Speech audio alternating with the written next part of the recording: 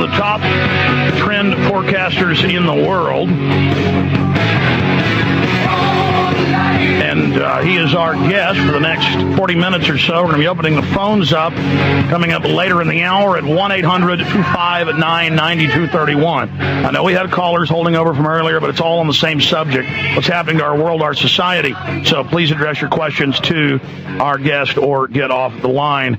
Going back to Gerald Celente. Gerald, you were going over why we're in such a much more precarious and weak and debilitated position than the people that went through the 10 years of the Great Depression, and then forecasting where we're going in the future. Please continue. Yeah, the other thing, too, and by the way, the one that you pointed out as well is very, very important. The people are more self-sufficient then than they are now. You know, this is it's like a baby state in so many ways. And, you know, people looking for help from the government, my God, you know, I mean, Katrina quality rescue skills, what are they looking at? So the other things, too, is back then people didn't have 401ks and IRAs that were their future evaporating right before them. And it was, and the other thing that people need to know was during the Depression, you know, we didn't have you can do some of these work project things that they talk about.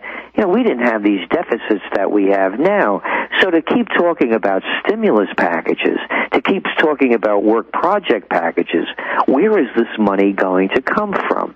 And again, as every historian or economist knows, the only thing that got us out of that depression was World War II.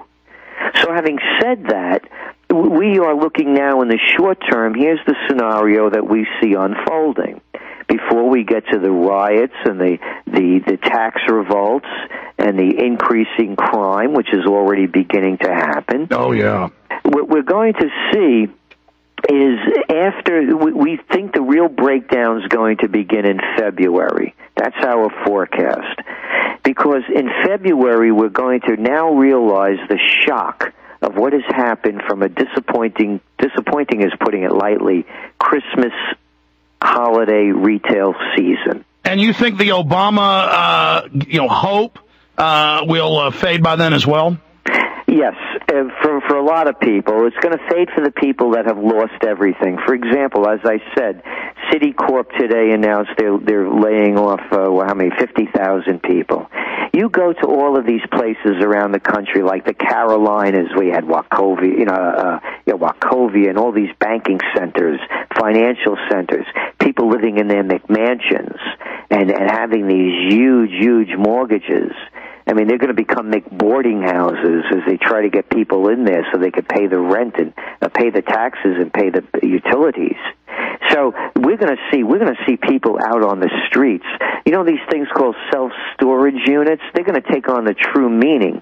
Cells are going to be storing themselves in there because they're not going to be, it's better than living in a tent as these tent cities are sprouting up all over the country, or sleeping out in the streets, or sleeping in a homeless shelter.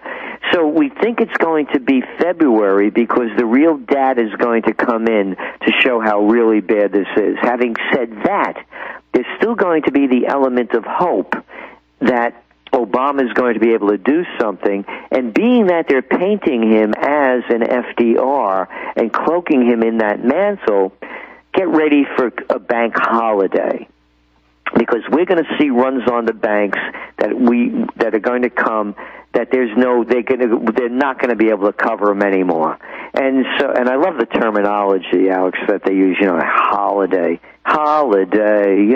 they make it sound so beautiful. That means you're not going to get your money out of the bank. And they're going to say, don't worry, it's FDIC insured, but you just can't get it out all at once.